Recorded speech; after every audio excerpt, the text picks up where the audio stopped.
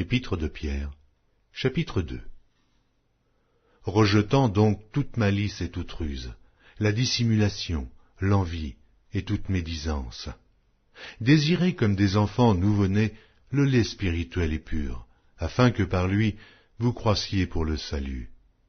Si vous avez goûté que le Seigneur est bon, approchez-vous de lui, pierre vivante, rejetée par les hommes, mais choisie et précieuse devant Dieu. Et vous-même, comme des pierres vivantes, édifiez-vous pour former une maison spirituelle, un saint sacerdoce, afin d'offrir des victimes spirituelles, agréables à Dieu par Jésus-Christ. Car il est dit dans l'Écriture, « Voici, je mets en Sion une pierre angulaire, choisie, précieuse, et celui qui croit en elle ne sera point confus. » L'honneur est donc pour vous qui croyez, mais pour les incrédules.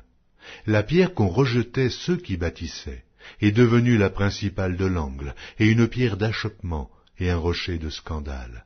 Ils s'y heurtent pour n'avoir pas cru à la parole, et c'est à cela qu'ils sont destinés. Vous, au contraire, vous êtes une race élue, un sacerdoce royal, une nation sainte, un peuple acquis, afin que vous annonciez les vertus de celui qui vous a appelé des ténèbres à son admirable lumière. Vous qui autrefois n'étiez pas un peuple, et qui maintenant êtes le peuple de Dieu, vous qui n'aviez pas obtenu miséricorde, et qui maintenant avez obtenu miséricorde. Bien-aimés, je vous exhorte, comme étrangers et voyageurs sur la terre, à vous abstenir des convoitises charnelles qui font la guerre à l'âme. Ayez au milieu des païens une bonne conduite, afin que là même où ils vous calomnient, comme si vous étiez des malfaiteurs, ils remarquent vos bonnes œuvres et glorifient Dieu au jour où il les visitera. Soyez soumis à cause du Seigneur à toute autorité établie parmi les hommes, soit au roi comme souverain, soit au gouverneur comme envoyé par lui pour punir les malfaiteurs et pour approuver les gens de bien.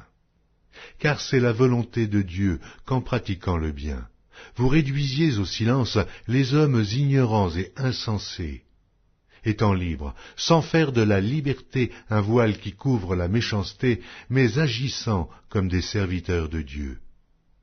Honorez tout le monde, aimez les frères, craignez Dieu, honorez le roi.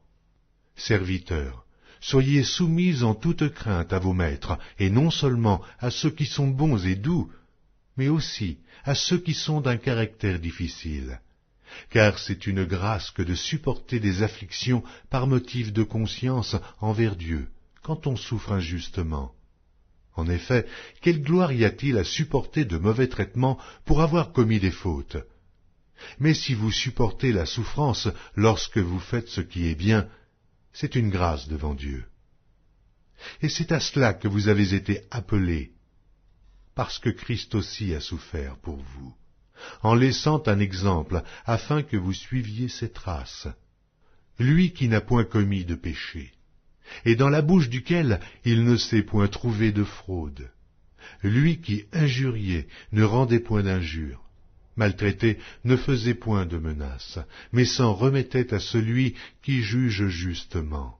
Lui qui a porté lui-même nos péchés en son corps sur le bois, afin que, morts au péché, nous vivions pour la justice. Lui par les meurtrissures duquel vous avez été guéris.